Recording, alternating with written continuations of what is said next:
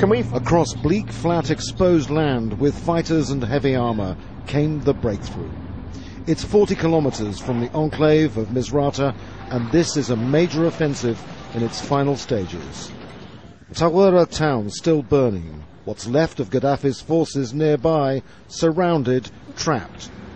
They took this town by storm in what appears to be a highly coordinated operation with NATO, but the fighting is still going on, and they're still taking prisoners. The latest of those detained are packed inside this freight container, its doors firmly shut. Those who captured them say this injured man in civilian clothes had engaged them in combat. They search from house to house, the flags of Gaddafi's Libya on every one. None of his men are left here, only this woman, an Egyptian, terrified. You're safe, the fighters say. No one will touch you. I'm afraid, she tells them. Leave me in my house. They say she has to go. She explains that she has 9 children under 12, and they ran away during the attack. The opposition says civilians have been evacuated and handed over to the Red Cross. Where can I find my children, she asked, and then agrees to head to Misrata in the hope they've been taken there.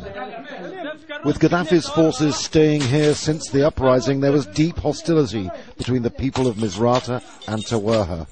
The man in charge of opposition fighters says some civilians have been used as human shields by the Gaddafi troops.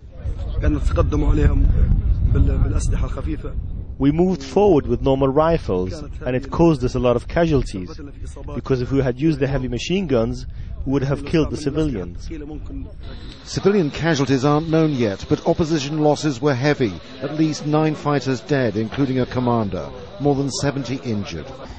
For months they'd hoped to take this ground to stop long-range rocket attacks on Misrata. They're fortifying their position and also pushing ahead, aiming to try to cut the supply line to the Gaddafi stronghold of Sirte.